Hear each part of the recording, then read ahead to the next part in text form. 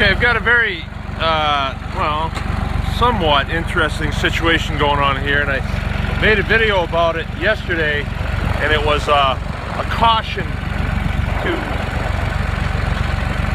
pastured producers of pork, people that farrow outside on pasture. It was a caution, and what it was about is when you have a sow that is farrowing when she's way out of cycle with the other girls. I've got baby pigs on this field right here that are almost 3 weeks old, I guess.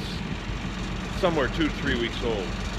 And then this big brown sow right here, right on the other side of Friendly Boy. She was up in that hut, laying over on her side, grunting, and you know, 2 to 3 week old babies were nursing on her. So I caught that, and you will catch it if you hand feed your sows every day, which I recommend that you do. You don't want to put a feeder out here because they'll eat themselves into oblivion. But when I saw that, I shooed them out of there, and I thought that she was farrowing. I'm going to show you a close up of her right now. See, she's hanging real low, and she's super woolly. But right in this area right here, you can't see it. I can see it. She has a hollow spot there, right here.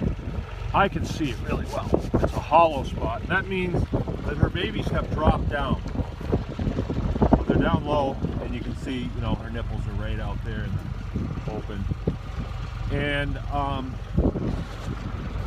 when a sow is going to farrow, 24 hours before they farrow, their milk lets down.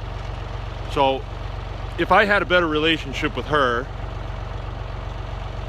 well, I mean, you know, if it was far more well, I don't know how to put this. If she was tamer, and I could go in there and you pull on that nipple and you get milk coming off of it, she's somewhere in that 24-hour range. So the baby pigs did the indicating for me. They're in there nursing on her, and she's letting them do it. So I know that she's within 24 hours now. When I came down with the feed, I come down with the loader, and that's their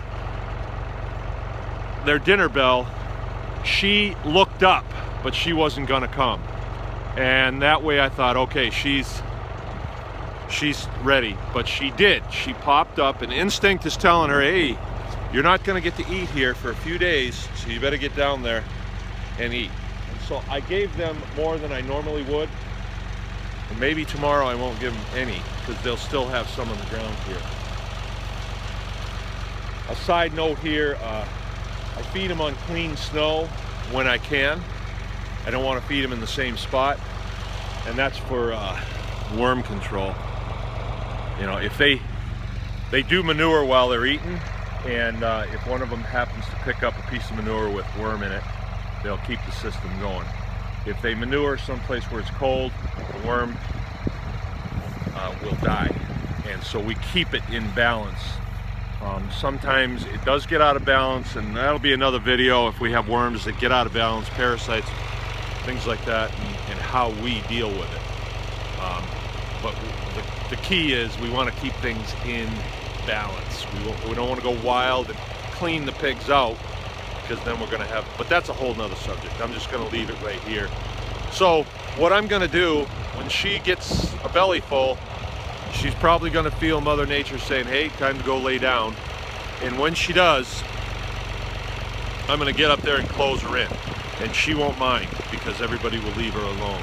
Her hut that she's using is quite close to everybody, and so I'm going to close her in real well so that there's no cannibalization problems with her litter. She has big ones, and I want to keep every single one of them.